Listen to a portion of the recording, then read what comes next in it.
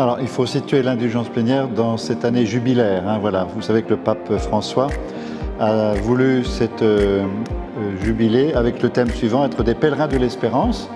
En partant de ces épîtres aux Romains, l'espérance ne déçoit pas. Alors, il va insister sur le sacrement de réconciliation. Je cite, le sacrement de réconciliation n'est pas seulement une belle opportunité spirituelle, mais elle représente une étape décisive. Et puis, il va insister un petit peu plus loin en disant que, je cite parce que ça me paraît très important, c'est que le péché laisse des traces. Voilà. Il dit entraîne des conséquences, non seulement externes dans la mesure où il s'agit de conséquences du mal commis, mais aussi internes dans la mesure où tout péché, même véniel, entraîne un attachement malsain. Et il nous dit, le sacrement accorde le pardon des péchés, mais le résidu de ce péché existe encore.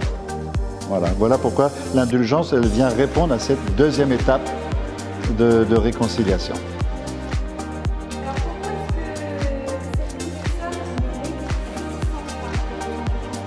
Alors ça, c'est l'histoire, parce qu'au XVIe siècle, il y a un Allemand, je vais le citer lui aussi, Johann Tetzel, qui disait « Sitôt que sonne votre obol, votre argent, donc, du feu brûlant, l'âme s'envole ». Donc il y a eu un abus.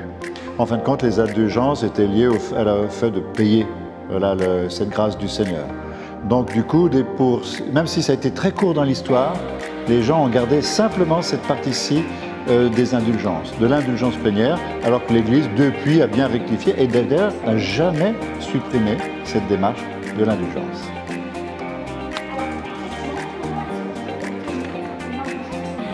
Alors, pour avoir une indulgence plénière, je parle souvent d'abord d'une petite expérience, d'une petite histoire. Vous imaginez un enfant qui va voir son papa et ça se passe mal.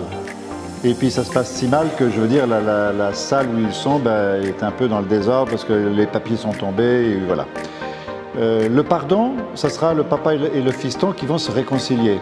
Mais quand ils vont être réconciliés, qui va ranger ce qui a été défait?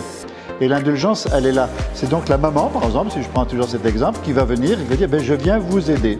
L'indulgence, c'est l'Église qui vient nous aider à mettre de l'ordre là où nous avons mis du désordre, mais là où déjà le pardon a déjà été offert. Du coup, l'Église propose ceci, une démarche qui n'est pas simplement des cases à remplir, mais simplement en disant voilà, tu vas faire du bien, de telle façon qu'avec toute l'Église, ce bien, il va servir à tous. Alors, il y a bien entendu, quand on est à Rome, le passage des portes saintes. Il y a bien entendu la Sainte Messe. On propose la Sainte Messe dans les 8 jours. Voilà, on a un petit temps, une petite durée de 8 jours. Donc la Sainte Messe, le sacrement de la réconciliation.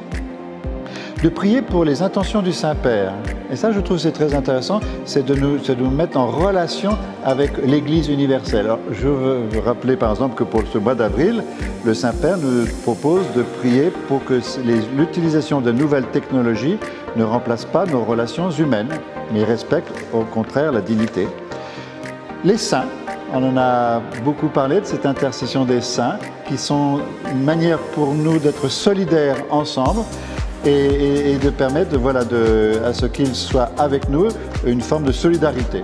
En fin de compte, ce qu'il faut se dire, c'est que toutes ces petites démarches ne sont pas des cases à remplir, mais là où je fais du bien, je ne fais pas le mal pendant ce temps. Et de ce fait, pardon donné, le bien que je vais faire dans la communion des saints va permettre effectivement à ce que le bien reprenne sa place dans notre monde.